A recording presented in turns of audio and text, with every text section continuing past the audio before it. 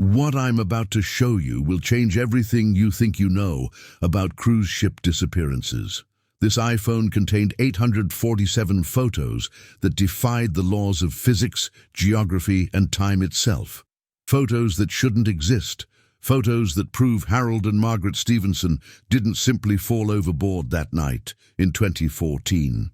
Before we dive into the most disturbing missing persons case I've ever investigated, make sure you hit that subscribe button and ring the notification bell. You're going to want to follow every single case I uncover. Now let me tell you about Harold and Margaret Stevenson and the iPhone that contained impossible evidence. If you think you're ready for the truth about what really happens to people who disappear on cruise ships, keep watching. But I'm warning you, once you see these photos, you'll never look at missing persons cases the same way again. My name is Detective Sarah Chen, and I've spent 12 years investigating cold cases that other detectives abandoned. Cases buried in bureaucratic red tape, deliberately covered up, revealing truths too dangerous for most people to handle. I've seen things that would terrorize ordinary citizens for months. I've uncovered conspiracies reaching the highest government levels, solved decades-old murders, and brought closure to families who'd surrendered all hope of learning the truth. But nothing prepared me for what I discovered about Harold and Margaret Stevenson. This case didn't just haunt me for months. It fundamentally altered how I perceive reality itself, how I understand our world, and how far powerful people will go protecting their secrets. It made me question everything I thought I knew about missing persons cases, government agencies, and what becomes possible when people with unlimited resources decide innocent lives are expendable. Today, for the first time since completing my investigation, I'm sharing everything I uncovered. Every piece of evidence, every interview, every disturbing detail that kept me sleepless for months, every threat I received, every silencing attempt, and every reason this case represents something far more sinister than simple missing persons investigation. Because what happened to Harold and Margaret wasn't accident, suicide, or random crime. It was systematic operation targeting innocent Americans for decades, using government authority cover to commit the most heinous imaginable crimes. But before revealing evidence, before showing photos that shouldn't exist, before exposing conspiracy reaching into our intelligence agency's very heart, I need you understanding who Harold and Margaret Stevenson really were. Because understanding their personalities, habits, relationship, entire life approach, that's crucial for understanding why what happened was so impossible, so completely contrary to everything they represented as human beings, and why the official disappearance explanation isn't just wrong, but deliberately false. June 15th, 2014, Seattle weather was absolutely perfect for what should have been the vacation of a lifetime. Harold Stevenson, 67, stood on the dock beside his wife Margaret, 64, both practically vibrating with excitement as they gazed up at the massive Northern Lights cruise ship that would be their home for 7 days. This wasn't just any vacation, this was their dream trip, something they'd planned and saved for since Harold announced retirement 3 years earlier, something they'd discussed every single day since Margaret decided closing her bakery. Harold had spent 38 years as Roosevelt High School principal in Tacoma, Washington. He wasn't just any educator. He was the kind of principal students remembered decades later, who knew every student's name by the second school week, who somehow always had time listening when they needed someone to talk to, who'd stay late every single day, helping struggling students with homework, or just providing safe space for kids who didn't want going home yet. His colleagues described him as methodical, careful, incredibly observant, and absolutely devoted to his students and profession.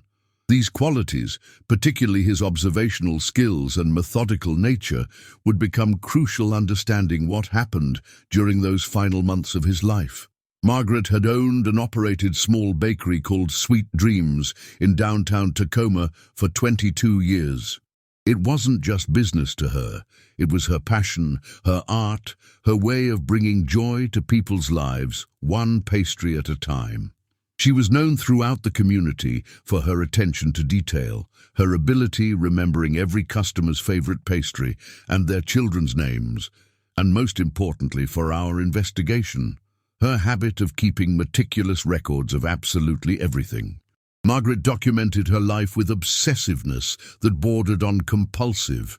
Every recipe, every customer interaction, every grocery store trip, every conversation with Harold about their future plans. Their daughter Lisa would later tell me, tears streaming down her face during our first interview, that her mother had kept journals of every single trip they'd ever taken, no matter how small or insignificant. Mom documented everything, Lisa said, her voice breaking with emotion. She had journals going back to their honeymoon in 1972. She wrote down what they ate for every meal, where they went, what they saw, even what the weather was like each day. She had receipts, ticket stubs, photographs, everything organized in chronological order. That's why we knew immediately something was wrong when we found that final entry in her notebook. Mum would never leave journal unfinished, never leave trip undocumented. But I'm getting ahead of myself. Let me tell you about who Harold and Margaret really were as people, because understanding their personalities, their relationship, their habits, and their life approach is absolutely essential understanding why the official disappearance explanation isn't just unlikely, but completely impossible, given everything we know about them as individuals and as couple. Harold and Margaret had been married 42 years when they boarded that cruise ship in 2014. 42 years, during which, according to their children, friends, neighbors, and everyone who knew them, they had never spent single night apart. Not once. Harold had deliberately structured his career, avoiding overnight business trips. When the school district required principals attending multi-day conferences, Harold either drove home each night or simply didn't attend. Margaret had never visited her sister in Portland without Harold coming along, had never taken girls' weekend with her friends, had never even spent night at hospital without Harold sleeping in chair beside her bed. They were that kind of couple. The ones who made other people believe in true love, who made their friends slightly jealous of their obvious devotion to each other, who had created life so intertwined that they seemed functioning as single unit rather than two separate individuals. When you talked to Harold, you learned about Margaret's thoughts on the subject. When you talked to Margaret, you heard Harold's opinions mixed in with her own. They finished each other's sentences, they coordinated their daily schedules down to the minute, and they made every decision together, no matter how small. Lisa Stevenson Martinez, their daughter, was 39 at the time of their disappearance. She lived in Portland with her husband Miguel and their two children, ages 12 and 8, and she spoke to her parents every Sunday without fail. Not occasionally, not when she remembered, but every single Sunday at exactly 7 p.m. Pacific time, routine that had been established when she first moved away from home and had never been broken in over 15 years. During these calls, Harold and Margaret would take turns on the phone, each updating Lisa on their week, their health, their plans, their concerns, their neighbors, everything happening in their lives. Their son, David, 36, lived in San Francisco and called them every Wednesday evening at 6 p.m. Like his sister's calls, this was sacred routine that had never been missed. David was a software engineer who traveled frequently for work, but no matter where he was in the world, no matter what time zone he was in, he made that call every Wednesday. Harold and Margaret structured their entire week around these calls with their children, never scheduling anything that would interfere with what they called their family time. Both children described the same thing during my interviews with them. Their parents were unit, inseparable, completely devoted to each other and to their family. They had spent their entire marriage building life together that was carefully planned, meticulously organized, and absolutely predictable. They weren't adventurous people in traditional sense. They didn't skydive or bungee jump or take spontaneous trips to foreign countries. They found their adventure in small things, trying new restaurant, visiting museum they'd never been to, taking different route to grocery store. They had this whole plan for retirement, David told me during one of our many interviews, his voice filled with the kind of grief that only comes from losing someone without ever getting closure. They were going to travel, but not like backpacking across Europe or anything crazy like that. They wanted to see America first, take slow trips to national parks, visit historical sites, maybe take few cruises to places they'd always dreamed of seeing. The Alaskan cruise was supposed to be the first big trip of their retirement, the kickoff to this whole new phase of their lives together. This methodical approach to life extended to everything they did. When they decided taking the Alaskan cruise, Margaret spent 6 months researching every aspect of the trip.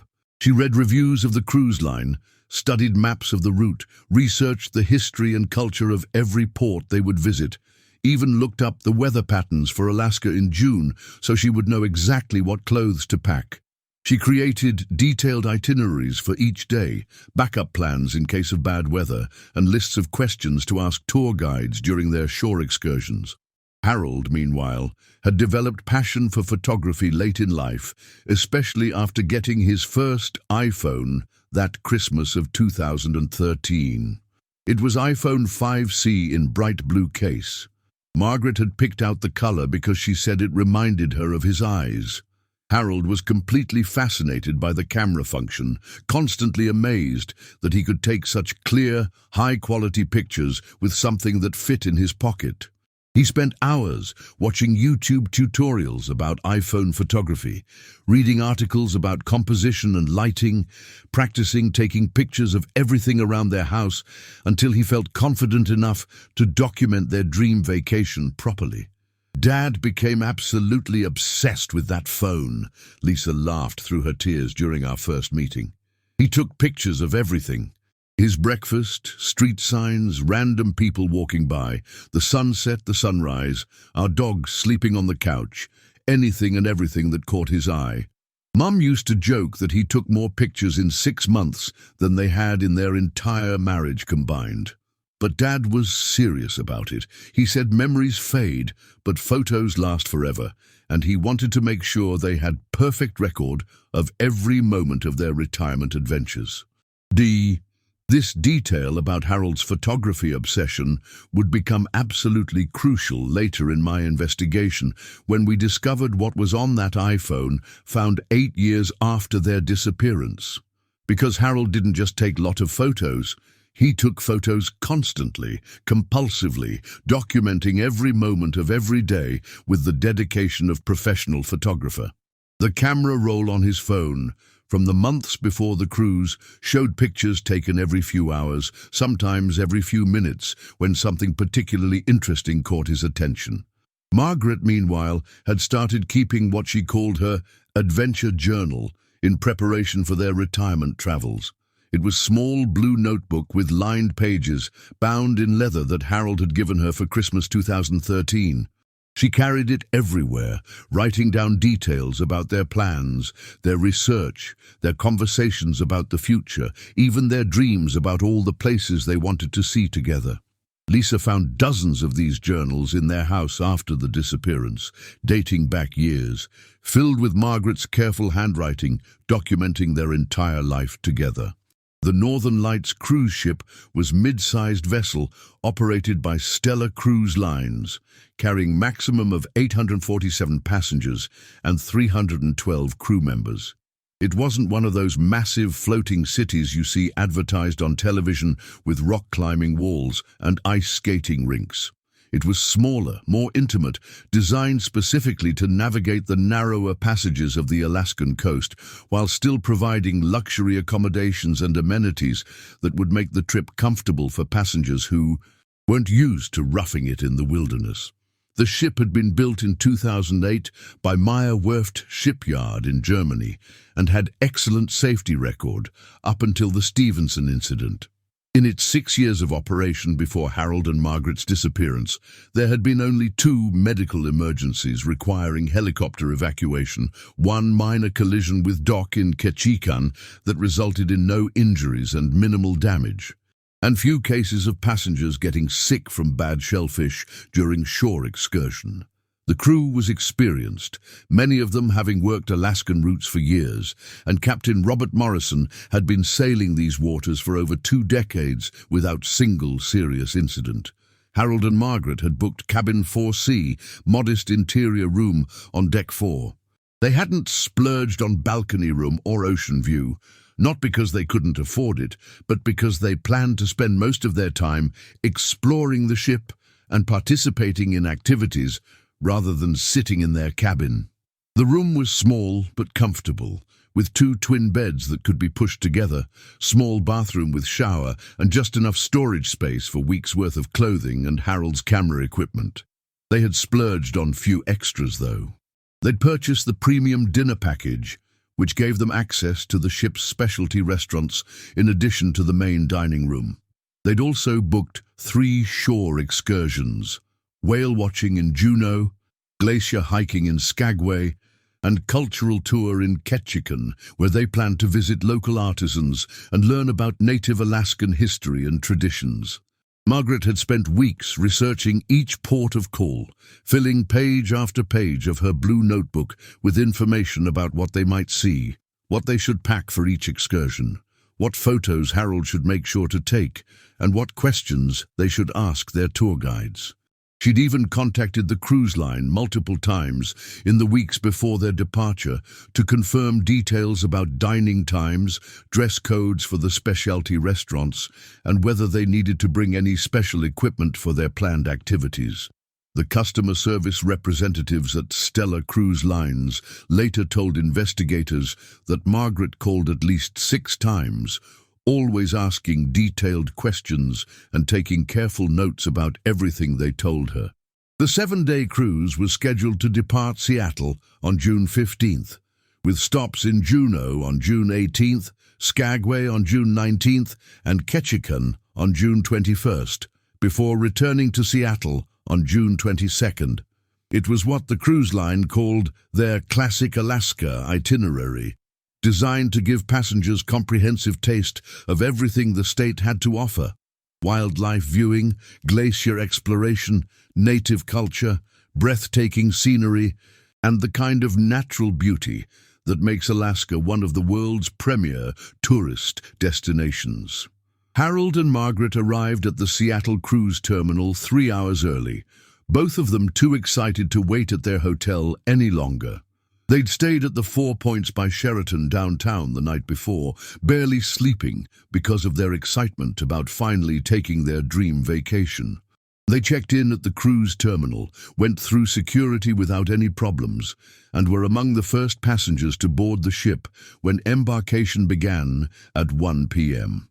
Harold immediately started taking pictures, the ship's exterior as they approached the gangway, the lobby area as they entered, their cabin when they first opened the door, the hallways as they explored the ship, the dining rooms, the deck areas, everything he could find. I've seen some of these early photos from Harold's iPhone, recovered from their cabin after the disappearance, and they show a couple who were absolutely delighted to be there, 2 people living their retirement dream and documenting every moment of it.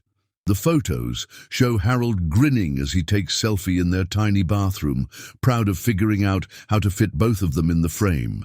Margaret carefully unpacking their clothes and arranging them in the small closet, her organizational skills on full display, even in the cramped quarters. Both of them on deck, arms around each other, with the Seattle skyline in the background as the ship prepared to depart. These early photos capture couple at the beginning of what should have been the adventure of lifetime. During the first 2 days of the cruise, Harold and Margaret fell into easy routine that perfectly reflected their personalities and their approach to new experiences. They attended the mandatory safety drill on the first afternoon, where passengers learned about emergency procedures, life jacket locations, and muster stations. Harold took pictures of everything during the drill, including the life jackets, the emergency exits, and the crew members explaining the procedures. Margaret took detailed notes in her blue notebook about where their muster station was located and what they were supposed to do in case of emergency. They had dinner in the main dining room both nights, where they were seated at table for 8 with 3 other couples. The dining room staff later told investigators that Harold and Margaret were friendly but somewhat quiet, more interested in observing their fellow passengers and taking in the experience than in dominating conversations.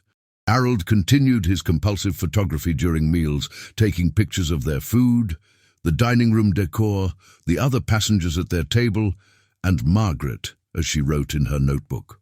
One of the couples at their dinner table, Robert and Jane Mitchell from Columbus, Ohio, would become crucial witnesses in the investigation that followed. The Mitchells were experienced cruisers. This was their 7th cruise in 5 years, and they immediately took Harold and Margaret under their wing, showing them around the ship, explaining the various activities and amenities available, and sharing tips they'd learned from their previous cruising experiences. Harold and Margaret were like excited children, Jane Mitchell told me during a lengthy phone interview I conducted 2 years ago. They wanted to see everything, do everything, experience everything the ship had to offer. Harold was constantly taking pictures with that blue iPhone of his, and Margaret was always writing in that little blue notebook. They asked us million questions about everything: how the specialty restaurants worked, what the best times were to use the pool, whether the shows in the theater were worth seeing, what they should expect during the shore excursions. Indeed, the Mitchells described Harold as friendly but somewhat shy, the kind of person who preferred listening to talking, who was genuinely interested in learning from people who had more experience than he did. He was particularly fascinated by the ship's engineering and technical systems, spending considerable time talking to crew members about how everything worked, how the navigation systems functioned, how they managed to provide fresh water and electricity for nearly 200 people in the middle of the ocean. Margaret was more outgoing, striking up conversations with other passengers and crew members about their families, their hometowns, their own travel experiences. She was genuinely curious about people's lives and stories, the kind of person who remembered details about conversations and would ask follow-up questions days later.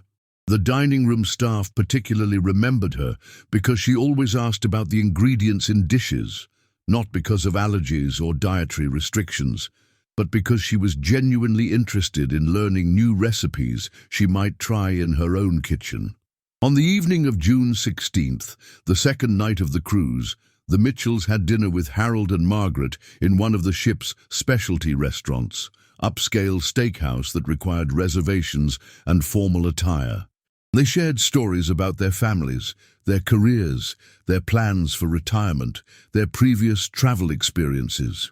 Harold showed them some of the photos he'd taken during their first full day at sea, and Margaret read aloud from her notebook about their upcoming shore excursions and all the research she'd done about what they might see.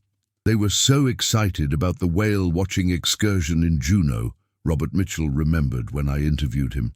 Harold had researched the best camera settings for photographing marine life, and he was constantly practicing with his phone, adjusting the zoom and trying different angles. Margaret had a whole list of questions she wanted to ask the naturalist guide about whale behavior, migration patterns, and conservation efforts. They had everything planned out perfectly, down to what clothes they should wear and what time they needed to be ready. After dinner, the 4 of them attended the evening show in the ship's theater, musical review featuring songs from Broadway shows of the 1960s and 70s. Harold took several photos during the performance, including one of Margaret clapping enthusiastically during the finale of song from My Fair Lady. That photo, time-stamped at 10:23 p.m. on June 16th, would later become one of the last confirmed images of Margaret Stevenson alive and happy. Following the show, they all went to the Starlight Lounge, quiet bar on Deck 7 with large windows overlooking the ocean and small dance floor where three-piece band played music from the 1960s and 70s. The atmosphere was romantic and relaxed, with dim lighting and comfortable seating that encouraged conversation and dancing. Harold and Margaret danced to several songs, including The Way You Look Tonight, which Margaret later told Jane Mitchell was their song from their wedding reception in 1972. Jane Mitchell would later tell investigators that Harold and Margaret seemed completely happy and relaxed that evening, talking excitedly about their plans for the next day's shore excursion, showing no signs of distress, anxiety, or any intention of doing anything other than continuing to enjoy their dream vacation. They discussed their dinner plans for the following evening, made tentative plans to meet the Mitchells for breakfast, and Harold even mentioned wanting to get up early to photograph the sunrise from the ship's deck. The last time the Mitchells saw Harold and Margaret was at approximately 11:30 p.m. on June 16th, when they all said goodnight in the elevator lobby on Deck 7. The Mitchells got off on Deck 5 to return to their cabin, while Harold and Margaret continued up to Deck 4. Security cameras captured them walking down the hallway toward their cabin at 11:47 p.m., Harold carrying his camera bag over his shoulder, Margaret tucking her blue notebook under her arm as she searched in her purse for their room key. They entered cabin 4C at 11:48 p.m., and that was the last time anyone reported seeing Harold and Margaret Stevenson alive. But before I tell you about what happened next, about the search that followed, and the investigation that missed so many crucial details, I need you understanding something about the Northern Lights cruise ship that the official reports don't mention, something that I discovered during my own investigation that changes everything about this case. The Northern Lights wasn't just any cruise ship. It had history, pattern of incidents that Stella Cruise Lines had worked very hard to keep quiet, to keep out of the media, to keep away from the attention of families planning their own dream vacations. In the 3 years before Harold and Margaret's disappearance, there had been 7 other missing person cases on Stella Cruise Line ships operating in various parts of the world. 7 people who had simply vanished during their cruises, with no explanation, no evidence, no trace left behind, and no satisfactory resolution to any of the cases. The cruise line's official position was that these were isolated incidents. Passengers who had fallen overboard in rough seas, who had gotten lost during shore excursions in unfamiliar locations, who had suffered medical emergencies in remote areas where immediate help wasn't available. But when I started digging deeper into these cases, when I started looking at the patterns and similarities between them, I discovered something that made my blood run cold and made me realize that Harold and Margaret's disappearance was part of something much larger and more sinister. All 7 previous disappearances had involved passengers traveling without large groups, people who wouldn't be immediately missed if they didn't show up for scheduled activities or meals. All 7 had occurred during the middle portion of their cruises, when passengers were most relaxed and least likely to be vigilant about their personal safety. And all 7 had involved passengers who were known to be carrying valuable items, expensive cameras and electronics, significant amounts of cash for shore excursions, valuable jewelry, or other items that would make them attractive targets for robbery. Harold and Margaret fit this pattern perfectly. They were traveling alone as couple.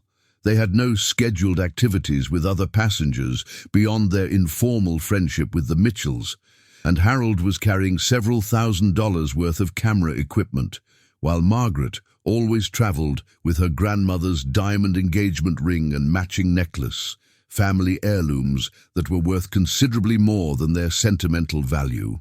But there was something else. Something even more disturbing that I discovered during my investigation, something that the cruise line had managed to keep out of the official reports through what I can only describe as systematic cover-up involving multiple law enforcement agencies, maritime authorities, and government officials at various levels. The Northern Lights had crew member who had been present during 6 of the 7 previous disappearances on Stella Cruise Line ships. Maintenance worker named James Rodriguez, who had access to every area of every ship in the fleet, who knew the location of every security camera and the schedule of every security patrol, and who had the technical knowledge and clearance to disable safety systems if necessary. This wasn't coincidence. This was pattern that should have been detected and investigated years before Harold and Margaret ever set foot on that ship. But I'm getting ahead of myself again. Let me tell you about the morning of June 17, 2014, when the Mitchells knocked on cabin 4C and received no answer, when the search began that would ultimately reveal nothing, and when the official investigation started that would miss so many crucial details and overlook so much evidence that it's impossible to believe it was simply incompetence. The Mitchells had arranged to meet Harold and Margaret for breakfast at 9 a.m. on June 17th in the ship's main dining room.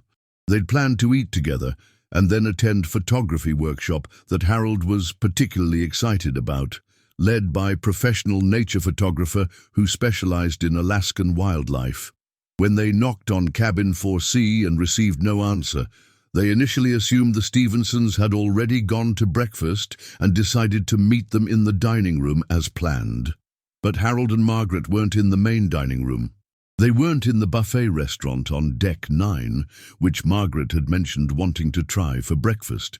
They weren't in any of the specialty coffee shops. They weren't on any of the deck areas where Harold liked to take his morning photos, and they weren't in the library where Margaret sometimes went to read while Harold was taking pictures.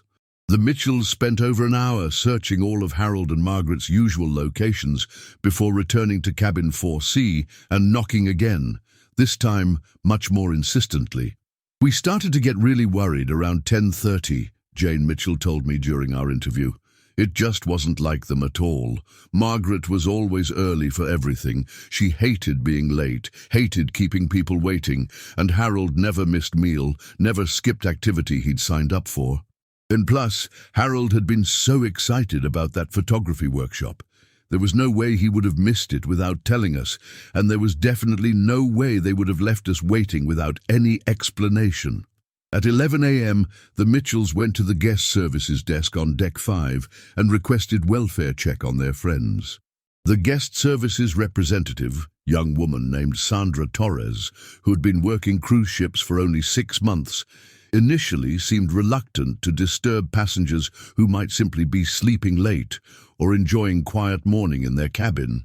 She suggested that perhaps the Stevensons had decided to have room service breakfast or had simply chosen to spend the morning relaxing rather than participating in organized activities. But the Mitchells insisted, explaining that they knew Harold and Margaret well enough to know that something was wrong, that this behavior was completely out of character for them, and that they were genuinely concerned for their friends' safety and well-being. Jane Mitchell later told me that she had to become quite firm with Sandra Torres before the young woman finally agreed to accompany them to cabin 4C and conduct welfare check. Sandra knocked loudly on the cabin door and identified herself as cruise staff conducting welfare check at the request of concerned friends.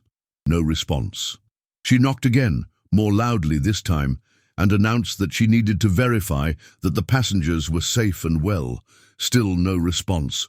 Finally, she used her master key to open the door, calling out as she entered to announce her presence and avoid startling anyone who might be inside. The cabin was exactly as housekeeping had left it that morning at 8 a.m. when they completed their daily cleaning routine. The beds were made with the kind of military precision that cruise ship housekeeping staff are trained to achieve. The towels in the bathroom were folded and arranged perfectly. The small sitting area was neat and organized. There was absolutely no sign that anyone had been in the room since the housekeeping staff finished their work 3 hours earlier.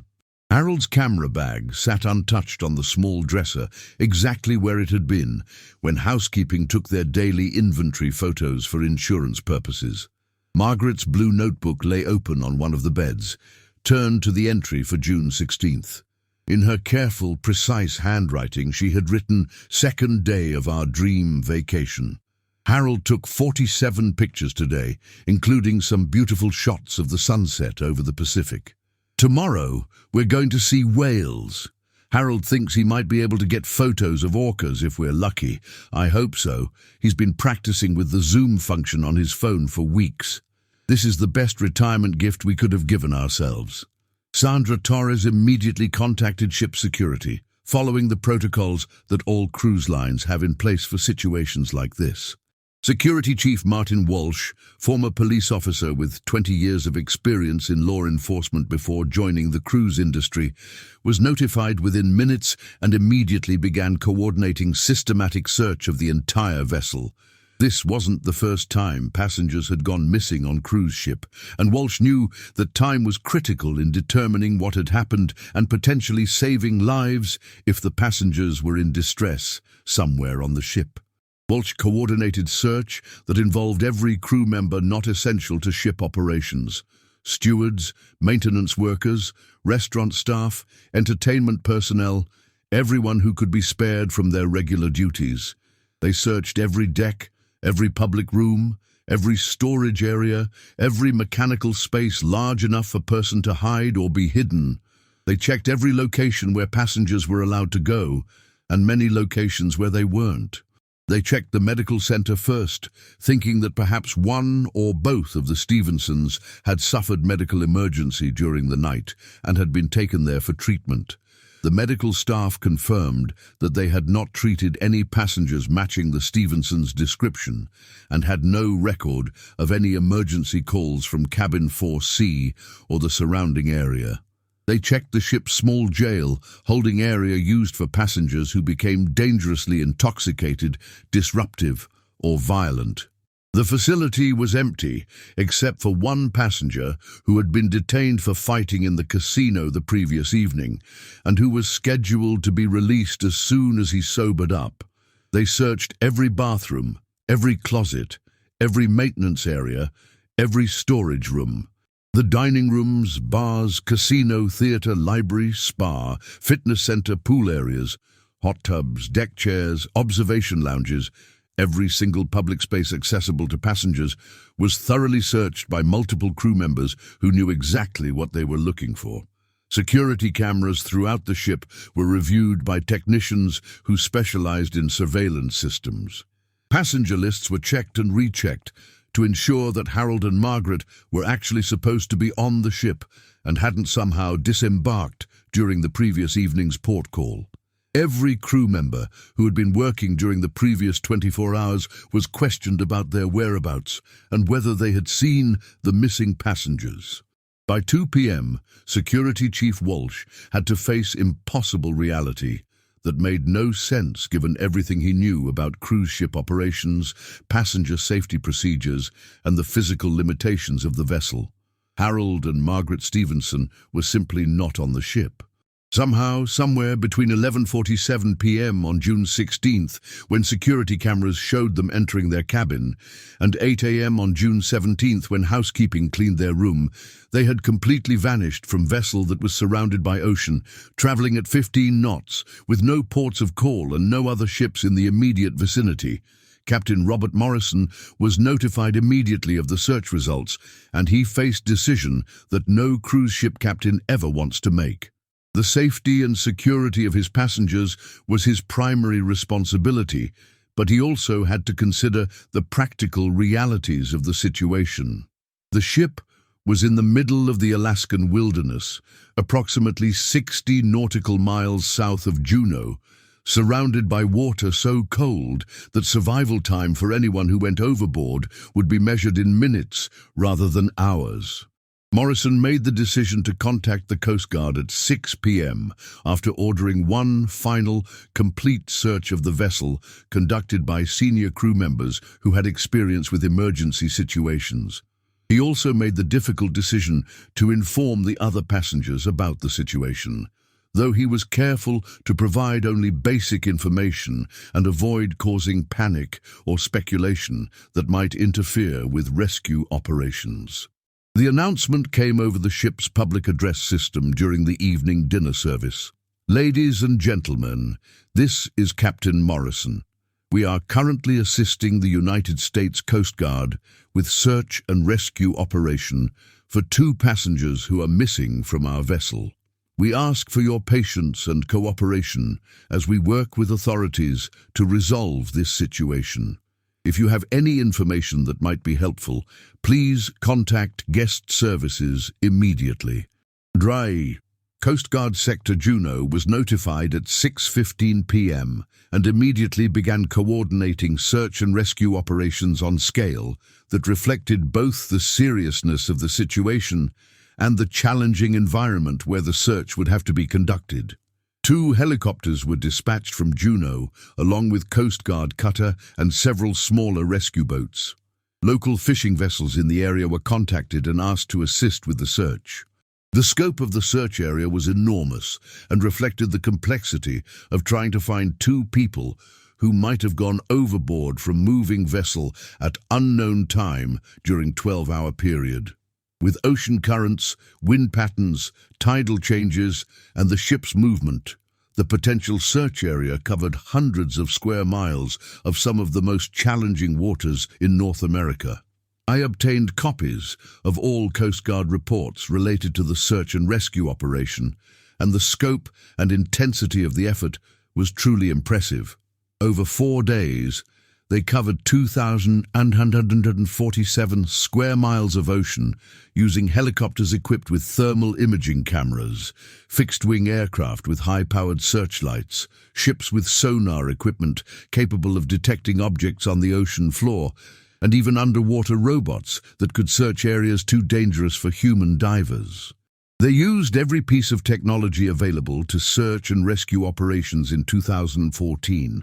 Thermal imaging that could detect body heat from miles away. Sonar systems that could identify objects as small as briefcase on the ocean floor. Underwater cameras that could provide detailed images of anything found during the search. Satellite imagery that could track debris or objects floating on the surface. Nothing was overlooked, no resource was spared. The water temperature in the search area was consistently between 40 and 45 degrees Fahrenheit, cold enough to cause unconsciousness within 15 minutes and death within an hour for anyone without proper protection. The Coast Guard knew that if Harold and Margaret had somehow gone overboard, their survival chances were virtually zero unless they were found within hours of the incident. Despite the massive scale of the search operation, despite the advanced technology employed, despite the coordination of multiple agencies and the assistance of local vessels and aircraft, they found nothing. No bodies, no debris, no clothing, no life jackets, no personal belongings. Nothing that indicated Harold and Margaret Stevenson had ever been in those waters. Nothing that suggested they had fallen or jumped or been pushed overboard from the cruise ship. The search was officially called off on June 21st, with the Coast Guard's official conclusion being that Harold and Margaret Stevenson had somehow gone overboard during the night of June 16th or early morning hours of June 17th, and that their bodies had been lost to the ocean currents and would likely never be recovered. The case was classified as presumed drowning with no evidence of foul play, though investigators privately admitted they were completely baffled by the circumstances. 8 years passed.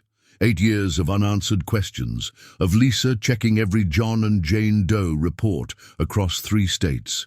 8 years of wondering if her parents were somehow still alive, lost and confused somewhere. 8 years of guilt for not insisting they take different vacation. Then everything changed on September 3rd, 2022. Construction worker Tommy Vasquez was renovating small cabin near Haines, Alaska, about 80 miles north of where the cruise ship had been when the Stevensons disappeared.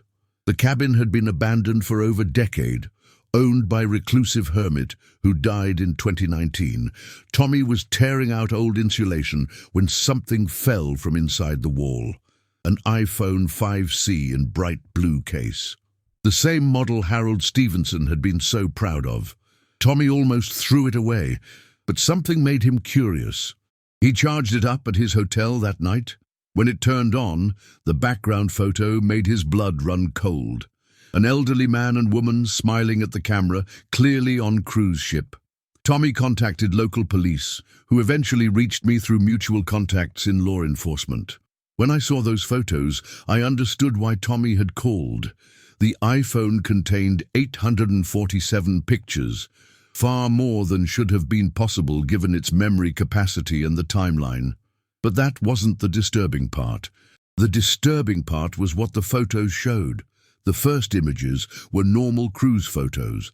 Harold and Margaret at dinner, scenic shots of Alaska, selfies on deck, standard vacation pictures. But as I scrolled through the camera roll, the images became wrong. Photos dated after June 17th, after they'd disappeared. Photos that shouldn't exist. Harold and Margaret in what appeared to be forest clearing, but the lighting was all wrong. Too bright for Alaska in June, too warm for the location. Harold holding fish that weren't native to Alaskan waters. Margaret sitting by campfire, but her clothes were different. Yellow sweater she hadn't packed, according to Lisa's detailed inventory of their luggage.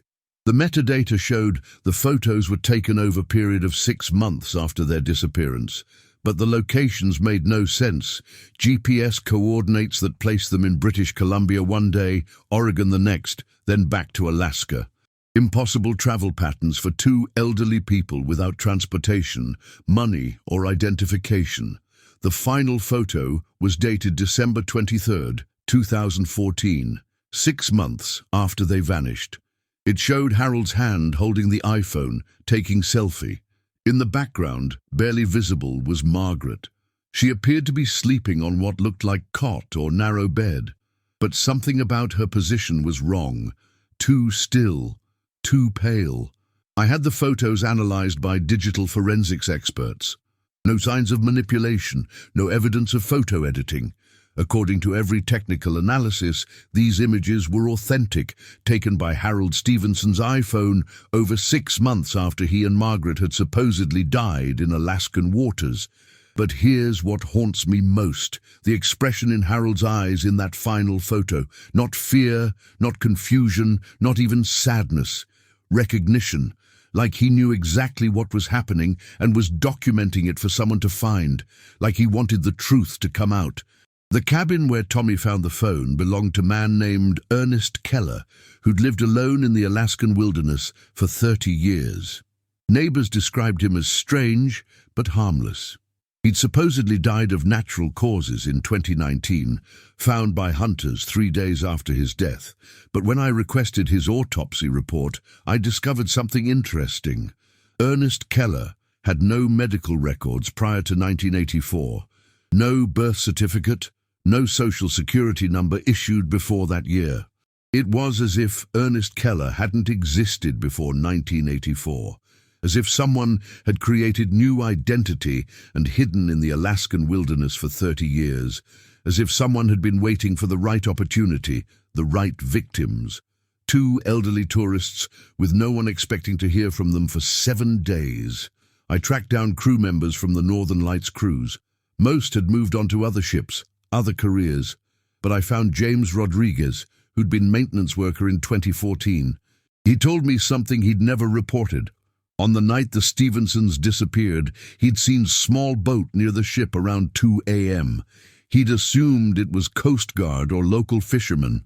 When I showed him photo of Ernest Keller from 2014, his face went white. "That's him," James whispered. "I saw him on the maintenance deck around midnight on June 16th. I thought he was passenger who'd gotten lost. He said he was looking for the bathroom. I gave him directions to the nearest one and forgot about it until now." The pieces started forming horrifying picture. Ernest Keller had somehow gotten aboard the ship. He'd targeted the Stevensons, an elderly couple traveling alone with no immediate plans to contact family. He'd taken them from their cabin using routes that avoided the security cameras. Maintenance worker would know those routes. But what happened next? How had he gotten them off the ship? Where had he kept them for 6 months? And most disturbing of all, why had Harold continued taking photos? I returned to that abandoned cabin with forensics team. We found traces of human DNA in the basement, blood that matched samples from the Stevensons' home. We found Harold's camera bag buried under the floorboards. We found Margaret's blue notebook with entries that didn't match her handwriting, as if someone else had been forcing her to write. The final entry in the notebook was dated December 24th, 2014. Harold is gone now. I don't think I'll see Christmas. Below that, in different handwriting, thank you for the photos. When I finally tracked down James Rodriguez in 2021, 7 years after Harold and Margaret's disappearance, what he told me changed everything I thought I knew about this case. He was living under assumed name in small town in Oregon, working as mechanic and trying to stay under the radar. When I finally found him, he was terrified, constantly looking over his shoulder, clearly afraid that someone was hunting for him. James agreed to meet with me only after I convinced him that I was investigating the case independently, not as part of any official law enforcement operation. We met in public place, busy restaurant in Portland, and James insisted on sitting where he could see all the exits. I was recruited, James told me, his hands shaking as he spoke. Not by the cruise line, not by any company you'd recognize. By people who said they worked for the government, but not any part of the government that exists on paper. They said they needed someone on the inside, someone who could help with special operations that required deniability. James explained that he had been approached in 2009 while working on his second cruise ship contract. 2 men in expensive suits had contacted him during port call in Miami, claiming to be from government agency he'd never heard of. They offered him substantial money, far more than he could make as maintenance worker, to provide them with information about specific passengers on certain cruises. At first, it seemed harmless, James said. They wanted deck plans, passenger manifests, crew schedules. They said it was for national security, that they were tracking suspected terrorists or money launderers who might be using cruise ships to move around undetected.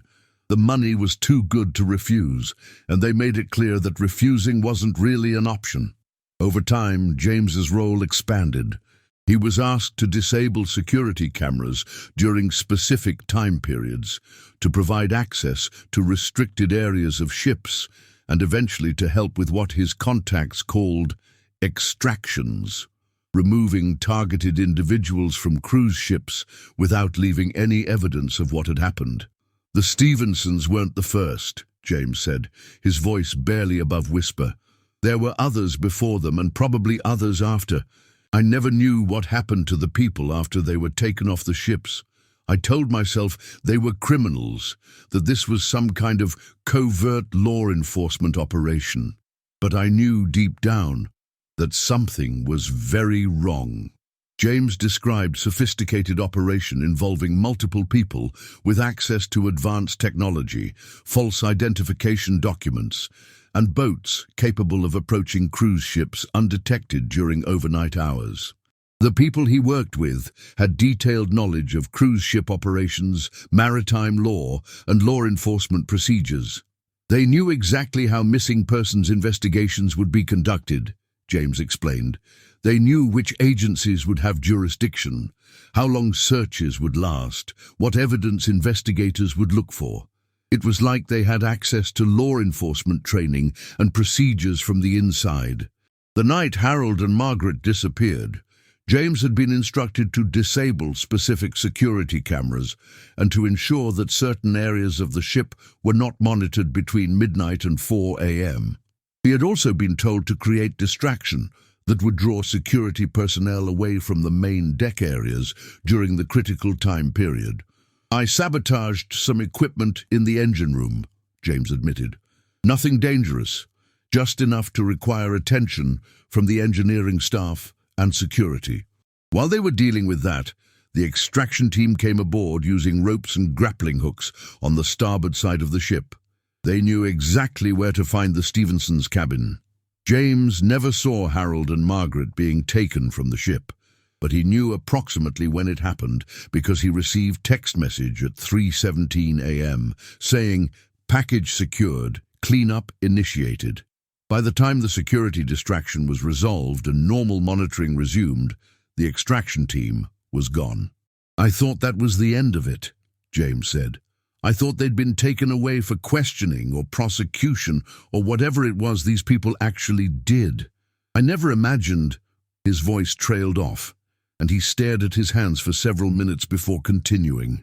"It wasn't until the FBI investigation into Ernest Keller's cabin that James realized the true nature of what he had been participating in. When news reports described the evidence found at the cabin, including Harold and Margaret's personal belongings and the documentation of their captivity and murder, James understood that he had been complicit in kidnapping and murder. "I wanted to come forward then," James said. "I wanted to tell someone what I knew to help the investigation. But 2 days after the first news reports about the cabin, I received a phone call, the same voice I'd been dealing with for all those years. He said that if I ever talked to law enforcement, if I ever told anyone what I knew, they would kill me and my family. He knew where my ex-wife lived, where my daughter went to school, where my elderly parents lived in retirement. He knew everything about my life." James had immediately quit his job, liquidated his savings, and disappeared into hiding. He'd been moving from place to place for over a year, working under assumed names and paying cash for everything. He was convinced that the people behind the cruise ship operation were still active, still hunting for him, and would kill him if they found him. "These aren't just criminals," James warned me. "These are people with resources, with connections, with the ability to operate outside normal law enforcement channels. They have access to government databases, military equipment, advanced surveillance technology. Whoever they are, they're not going to let this investigation expose them." My investigation revealed financial records showing Ernest Keller received payments from shell companies funded by classified government accounts. Property records revealed a network of safe houses owned by corporations with ties to defense contractors and intelligence agencies. Most disturbing, I discovered evidence suggesting some people involved were current or former intelligence agency employees, operating under government cover while conducting unauthorized criminal activities for profit. I received threatening calls, my computer was hacked, and I was followed by unknown individuals. Someone wanted this investigation stopped. In March 2023, former intelligence analyst contacted me through encrypted communication.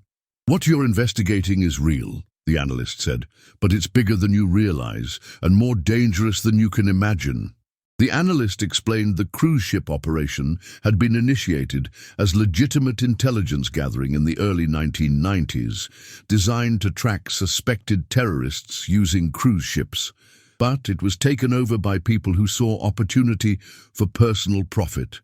They started targeting innocent people, wealthy tourists who could be kidnapped for ransom or whose identities could be stolen for fraud, the analyst explained. They have access to passenger booking systems, credit card records, social media. They can identify ideal targets weeks before cruises. The analyst provided classified documents detailing the operation's scope. Over 200 people had disappeared from cruise ships over 30 years, not the dozen publicly reported. Most disappearances were successfully covered up or attributed to accidents. As I prepared to publish my investigation, Lisa contacted me. She'd been following my work and brought documents that made my blood run cold. Christmas cards mailed to her home every year since 2022, always from different locations but containing the same message: "They're still here."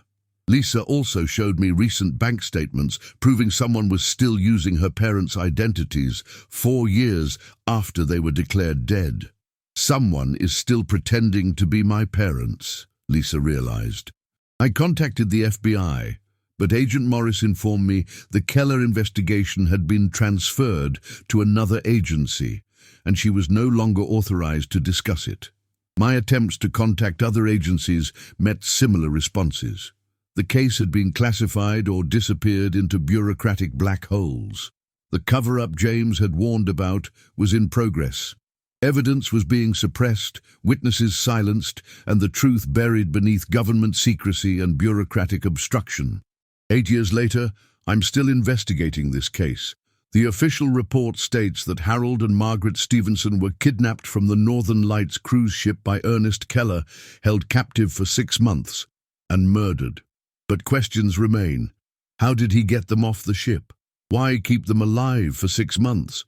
And who has been sending anonymous letters to Lisa Stevenson every Christmas since 2022? Letters that simply say, "They're still here." Harold and Margaret had been victims of this conspiracy, but far from the only ones. Dozens of families had lost loved ones to what they believed were accidents, never knowing their family members had been deliberately targeted and murdered by people who saw them as profit sources. The iPhone found in Ernest Keller's cabin provided the first concrete evidence of what was really happening to disappeared cruise passengers. Harold's photos, the final documentation of their captivity and murder, opened window into criminal operation most people couldn't imagine existed. But the iPhone revealed something else. Harold and Margaret never gave up hope. Even knowing they would die, they continued trying to leave evidence. They hid clues in photos, in Margaret's notebook, in the very location where Harold's phone was found. They died believing someone would find the truth and expose the people responsible. They died hoping their sacrifice might prevent other families from suffering the same fate. As I write this investigation, nearly 10 years after Harold and Margaret boarded that cruise ship, the criminal operation responsible is still active. People still disappear from cruise ships, cases are still covered up, and families search for answers that may never come. The official investigation has been buried in secrecy. FBI agents who discovered evidence have been transferred or silenced. The cruise line implemented new security measures but operates as if nothing happened. Somewhere, the people responsible are planning their next operation. But the truth is documented in Harold's photos, preserved in evidence found at Keller's cabin, testified to by witnesses like James Rodriguez, brave enough to speak despite risks.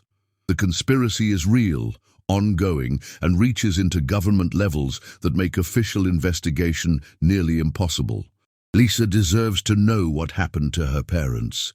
Other victims' families deserve truth. The American people deserve to know their government has been infiltrated by criminals using national security cover to commit murder with impunity. Harold's iPhone tells story official reports will never acknowledge. It shows 2 elderly people kidnapped, imprisoned, tortured, and murdered by people who saw them as profit sources. It shows their final months, documented by Harold as he desperately tried to leave evidence.